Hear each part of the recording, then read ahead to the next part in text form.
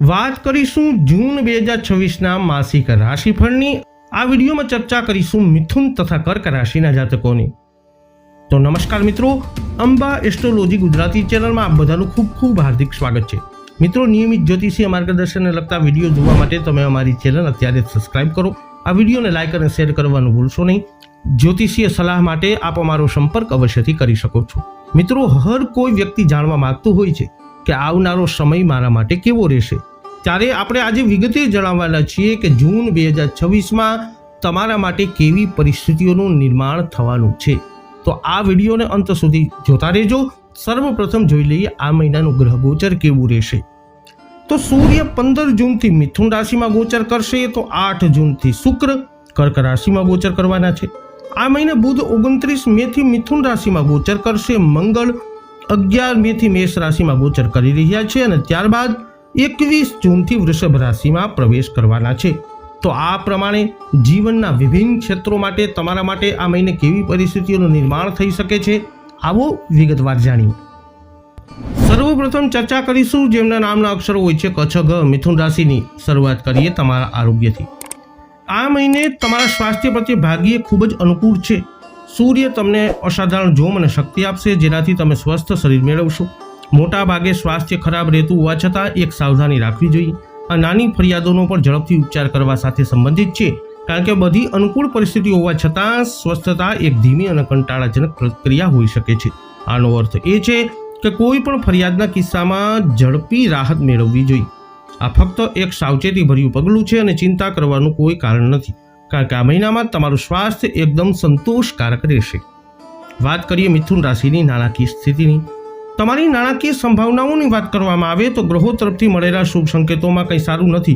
શિક્ષિત અને આધ્યાત્મિક સ્તરના પ્રભાવશાળી લોકોનો સહયોગ હોવા છતાં તમને ખૂબ ફાયદો થવાની શક્યતા ઓછી છે। હકીકતમાં તમારામાંથી મોટાભાગના લોકો ખૂબ જ મહેનત કરી રહ્યા હશે અને અપેક્ષિત લાભ મેળવવા માટે સંઘર્ષ કરી રહ્યા હશે, છતાં તમારા બધા પ્રયત્નો છતાં સફળતાની શક્યતા ઓછી હશે। એક ખૂબ જ નિરાશાજનક પરિસ્થિતિ કદાચ એ હકીકતને કારણે વધુ ગંભીર બની ગઈ શકે છે કે જેમાં સામેલ થઈ શકો છો તે કોઈ પણ વિવાદ અથવા મુકદ્દમા તમારી વિરુદ્ધ જશે।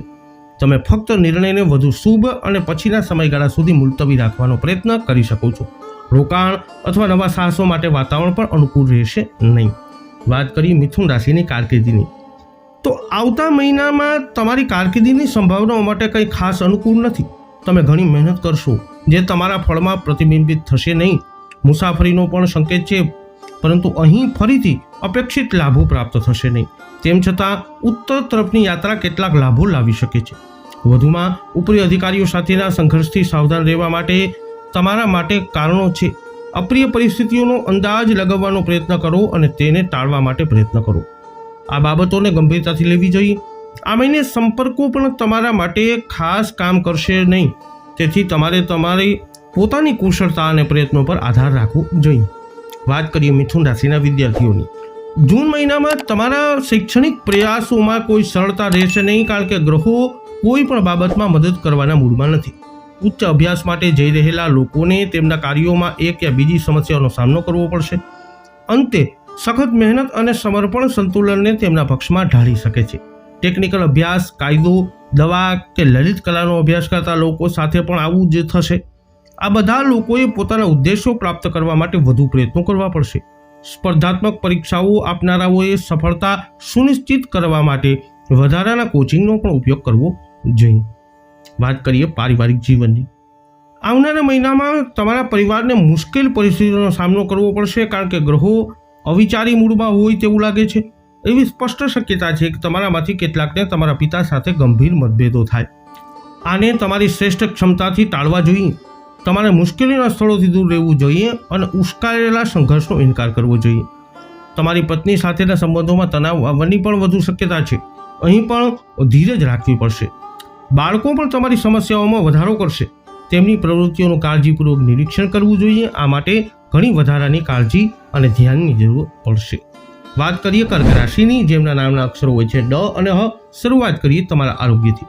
આ મહિના દરમિયાન અનુકૂળ પરિસ્થિતિઓ તમારા સ્વાસ્થ્ય માટે સારી રહેશે। હકીકતમાં સૂર્ય તમને ઘણી શક્તિ અને જોમ આપશે, જે તમને સ્વસ્થ બંધારણ બનાવશે। આ બધું હોવા છતાં સંપૂર્ણપણે આત્મસંતુષ્ટ થવાનું કોઈ કારણ નથી. નાની બીમારીઓ પણ ઝડપથી ઈલાજ કરાવવાનું કારણ છે, કારણ કે સ્વસ્થ થવાની પ્રક્રિયા ધીમી હોવાની શક્યતા છે. ગ્રહો તમારા સ્વાસ્થ્ય પ્રત્યે ખૂબ અનુકૂળ હોવાથી અચાનક થયેલી કોઈ પણ બીમારીને વધુ ખરાબ થવા દેવી જોઈએ નહીં. જો તમે આ સાવચેતી રાખશો તો ખરેખર ચિંતા કરવાની કોઈ વાત નથી. વાત કરીએ નાણાકીય સ્થિતિની. આ મહિને તમે ખૂબ પૈસા કમાઈ શકશો, કારણ કે સારા નસીબ તમારી નાણાકીય સંભાવનાઓને આશીર્વાદ આપશે. સૌપ્રથમ, તમે જે પણ મુકદ્દમામાં ફસાયેલા હોય તે લગભગ તમારા પક્ષમાં જશે તે નિશ્ચિત છે. એટલું જ નહીં, આવા નિર્ણયથી તમને આર્થિક રીતે મોટો ફાયદો થશે. સરકારી સંસ્થાઓ અથવા વિભાગો સાથે કામ કરતા લોકો માટે આ સમય ખૂબ જ નફાકારક રહેશે.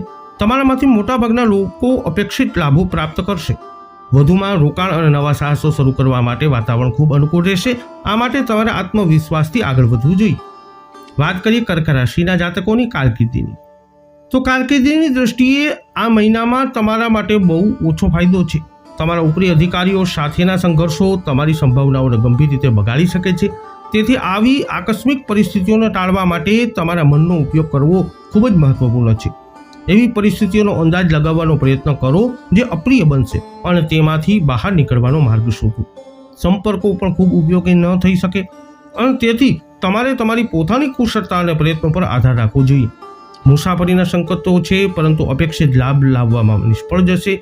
તમારા કાર્યસ્થળ પર કોઈ પણ રાજકારણથી સાવચેત રહેવાનું વધુ કારણ છે. આવી પ્રવૃત્તિમાં સામેલ થવાનો ઇનકાર કરો, કારણ કે તે ફક્ત તમારા નુકસાન માટે જ હોઈ શકે છે. વાત કરીએ કર્ક રાશિના વિદ્યાર્થીઓની. આ મહિને તમારા શૈક્ષણિક પ્રયાસોમાં ઘણી અડચણો આવશે, કારણ કે ગ્રહો અનુકૂળ વર્ણ ધરાવતા નથી. તમારામાંથી મોટાભાગના લોકો આત્મવિશ્વાસના મૂળમાં હશે અને મનની આવી પ્રતિષ્ઠામાં વિગતો અને તકનીકી કુશળતા પ્રાપ્ત કરવામાં મુશ્કેલ પડશે. સ્પર્ધાત્મક પરીક્ષાઓ આપનારાઓ વધારાની તાલીમ લેવી જોઈએ, કારણ કે સફળતા માટે આ જરૂરી છે. કલાત્મક રીતે રસ ધરાવતા લોકોને તેમના ઉદ્દેશ્યો પ્રાપ્ત કરવા માટે ઘણા વધારાના પ્રયત્નો કરવા પડશે. આ માટે તેમની હિંમત અને નિશ્ચયની જરૂર પડશે. ટેકનિકલ વિદ્યાર્થીઓ પણ આવી પરિસ્થિતિઓનો સામનો કરવો પડશે. વાત કરીએ પારિવારિક જીવનની. આ મહિને ગ્રહો તરફથી શુભ સંકેતો તમારા પરિવારના કલ્યાણ માટે ખાસ કંઈ જણાવતા નથી. સામાજિક રીતે તમારાથી ઘણા નીચેના સ્તરના વ્યક્તિની સેવા દ્વારા તમને નોંધપાત્ર લાભ થવાની સંભાવના છે. આ મહિનાનો સૌથી મહત્વપૂર્ણ લાભ બની શકે છે. સંબંધિત વ્યક્તિ તમારો નોકર અથવા કર્મચારી હશે. સંકેતો છે કે તમારા પરિવારની આર્થિક સ્થિતિ સારી રહેશે. હકીકતમાં તમે આ સ્કોરમાં ચોક્કસ સુધારાની આશા રાખી શકો છો. બાળકો તેમના અભ્યાસ અને અભ્યાસેતર પ્રવૃત્તિઓમાં સારું પ્રદર્શન કરશે. એકંદરે તમારા પરિવાર માટે મોટા ભાગે સંતોષકારક મહિનો રહેશે. તો મિથુન તથા કર્ક રાશિના જાતકો, વૈદિક જ્યોતિષશાસ્ત્ર અનુસાર જૂન મહિનાનું ગ્રહ ગોચર તમારા માટે કંઈક આવી પરિસ્થિતિઓનું કરી શકે છે નિર્માણ. આ વિડીયો અંગેના તમારા અભિપ્રાય, તમારા મંતવ્ય કોમેન્ટમાં જણાવજો. વિડીયોને લાઇક કરજો, શેર કરજો. હજુ સુધી આપે અમારી ચેનલને સબસ્ક્રાઇબ નથી કરી તો અવશ્ય કરી લેજો. ફરી મળીશું નવા વિડીયોમાં. જય અંબે.